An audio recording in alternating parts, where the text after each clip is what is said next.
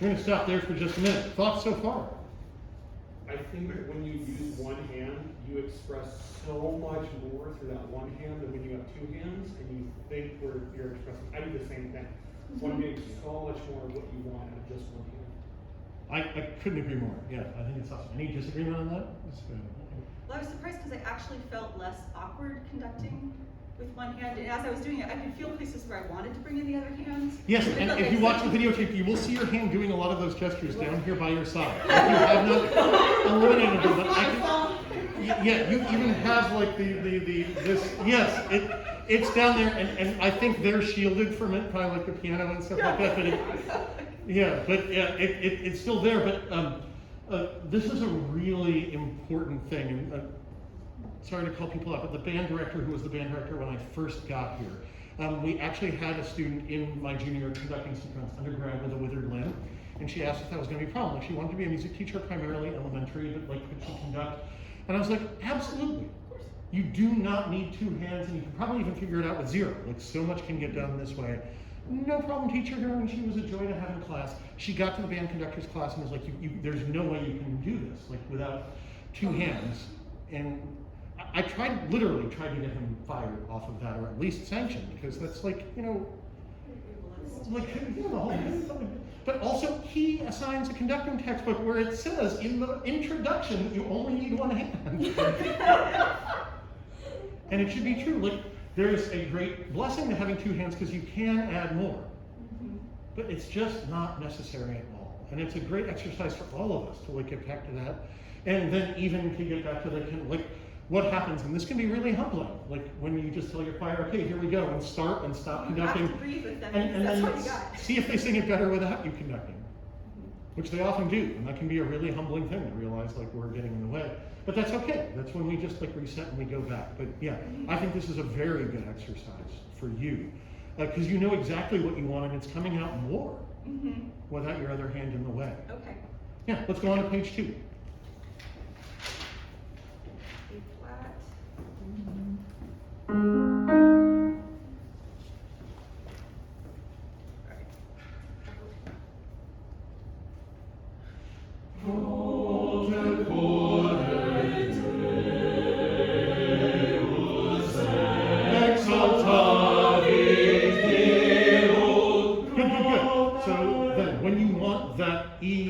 Get dead center in your body for that, and that's going to keep it from flying around. Okay. Yeah, so then we can have get centered and one, right? So should I stay? Because I've been telling other people to not stay at the bottom of the. Well, all I want is for your arm to go straight up and down in the center of your body. If it's over here, that's why it's going over your head. So no. Yes, if you're centered, there's less chance of, like, you're not going to do that.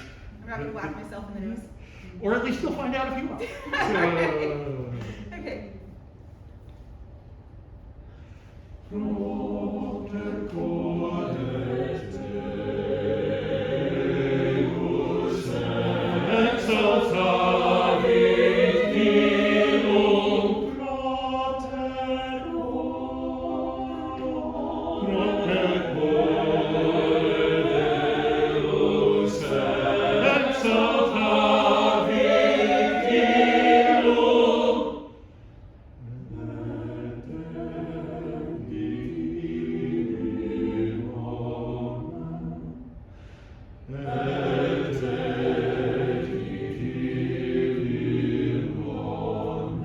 I think you're going to really like that on the tape.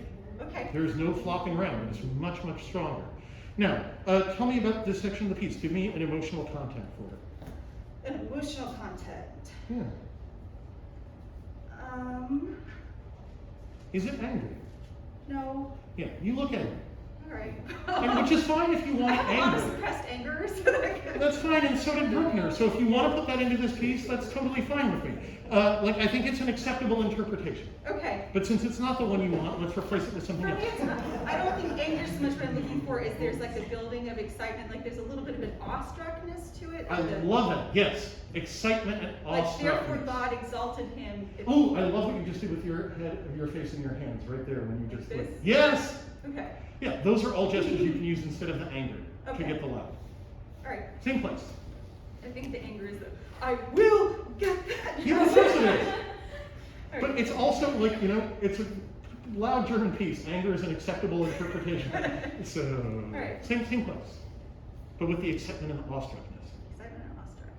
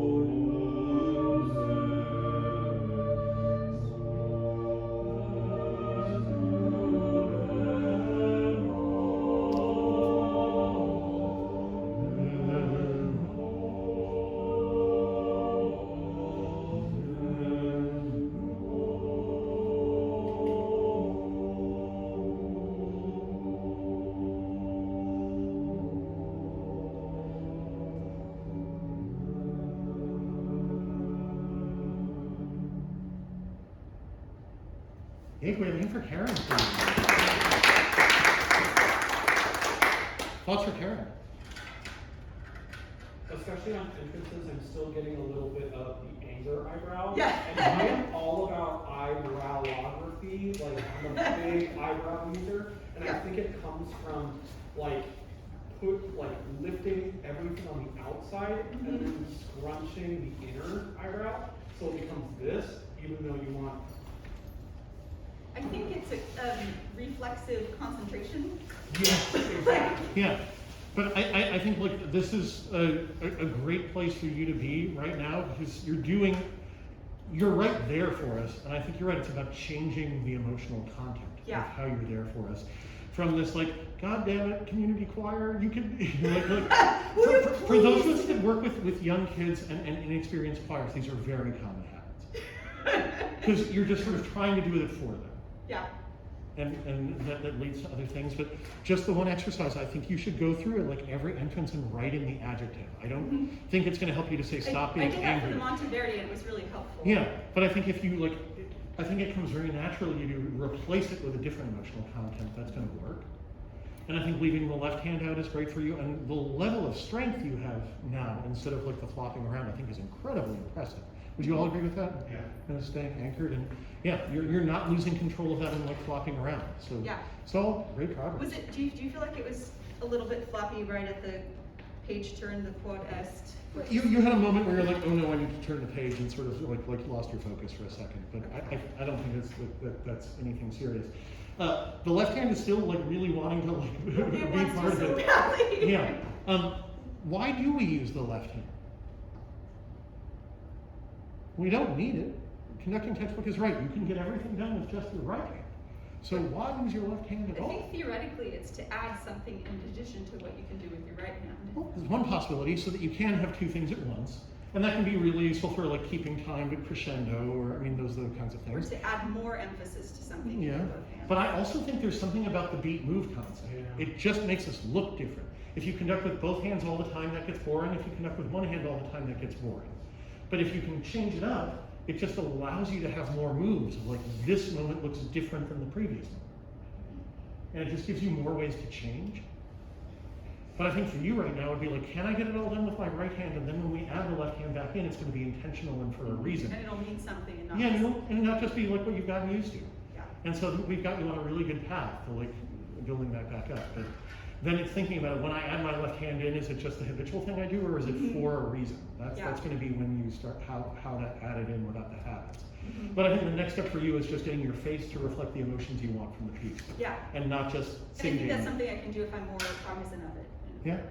Cool. One more hand for Karen, please. Is it okay if I conduct for my test on Thursday with mostly just one hand? Oh, it is completely acceptable.